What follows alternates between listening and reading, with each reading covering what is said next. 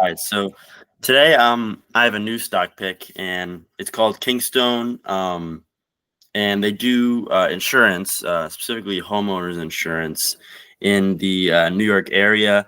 And they also do reinsurance, which is basically when you insure the insurance companies. And I'm a big fan of diversity in a portfolio. My portfolio, I try to keep it as diverse as possible. If you've watched, some of my other videos on what I hold and what I kind of pitch, I try to diversify as much as I can because I don't want to be too heavily concentrated in certain industries. I have the S&P as a whole, which gives you a lot of diversity itself. But then in terms of individual stocks, they don't only focus on, AI stocks or, you know, um, consumer stocks. I try to mix it up. So, I pitched Vistra before, which is an energy stock, Uber, consumer stock.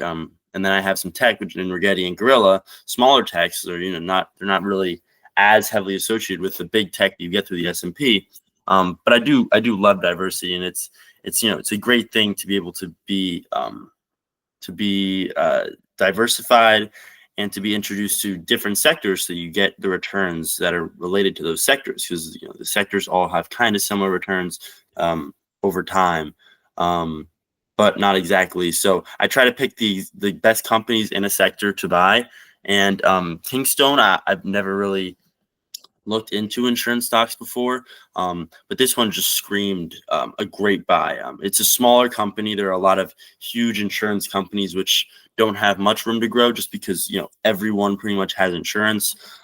So buying the big ones kind of limits your room to grow, because unless they raise the prices, or they're not going to get many new customers.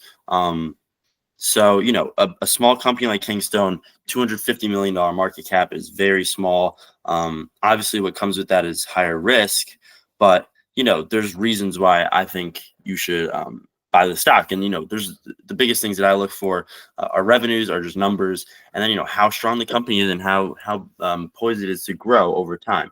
So, you look at the revenues of Kingstone, they're slowly growing, and, that's good. They're obviously a very small company. So, to see, these gross, 27% a year. 2024, they kind of struggle with it, but now you're seeing these 10-20% growth a year.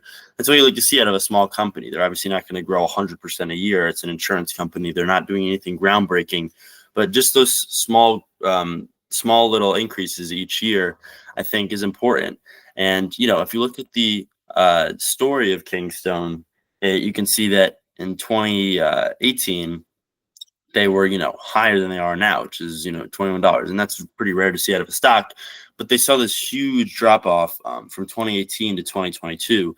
And that is just because they just weren't performing. Their numbers were not good. I'll run over their revenues were fine, but you run over the net income here that they were, recording, and you can just see that they were really, really struggling. This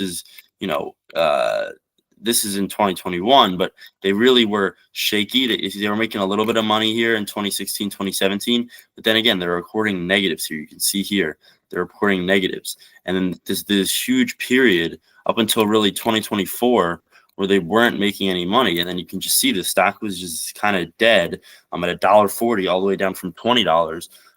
So, obviously I would not invest then. I wouldn't bank on them making a rebound. But the biggest thing that kind of screams buy for me for Kingstone is just that their net income is making a huge comeback. You saw this 60% jump year over year just recently, and that is very, very important. This stuff doesn't just happen. You can see while it was down, they were recording negatives, and now we're just up to all-time highs of net income. So that's a big reason why I think Kingstone is now a buy. They obviously have the fundamentals down. They know what they do. Everyone knows what they do. But now the numbers are starting to show, because they recently had hired a new CEO, and their reinsurance has been going a lot better than it had in the past. And a lot of their competitors actually left New York.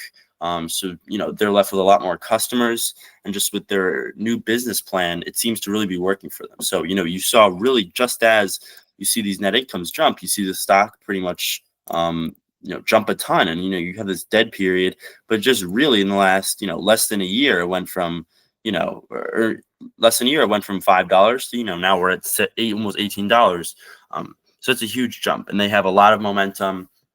They're looking to break out of the above 20 levels that they saw in 2018. It's a long time ago. And again, it's a very small company. They're very undervalued, only P ratio of 12. I think it might even be lower than that, around 10. And, you look at some of the scores the analysts are giving it. Zacks, I always look at Zacks just to see what they say. Very rare to see a strong buy and A's across the board. That is very rare. A in value, A in growth, A in momentum, A in all their scores for how their financials are doing, which is what this is. So, it's rare to see that. And an insurance company, you should always look to diversify your portfolio. But, doing it with some of the big insurance companies that are out there might be a little bit scary. But I think Kingstone has the opportunity to grow past the 20 levels and maybe get even higher than that as they see really their business plan starting to build up, and they're going to start making more and more money. Hopefully, they do announce earnings. I think it is Thursday or Wednesday of this week. So that's a huge sign. It's obviously up to you if you want to invest before earnings or after earnings to see where they are in the right direction. But if you invest before and they announce $1 million increases in their net income, you can see the stock propel higher than 20. And you'd obviously miss out on a little bit of gains, but it's obviously up to you because this is a small company. You don't just want to invest premature and then see it drop after earnings. But I think consensus is that they're going to beat their earnings, that they're going to be they're going to continue their growth and their momentum that you're seeing from these dollar levels, these $17 levels, and it doesn't really look like anything's going to stop them. So that's just something else, another stock to think about. Obviously, do your own research, but if you're interested in any more diversity in your portfolio, this looks like a great stock that incorporates that diversity, but also gives a ton of room to grow. You can see this as $1 billion company pretty easily, and that's a lot of room to grow. And I know I personally don't like it when I just invest in the $1 trillion market cap stocks because they don't have that much room to grow. But this stock has a ton of room to grow. So let me know what you think. I'm going to make another video tomorrow overviewing the earnings of Uber and Vistra next week also. So stay tuned for that. And let me know what you think. Thanks for watching. And see you.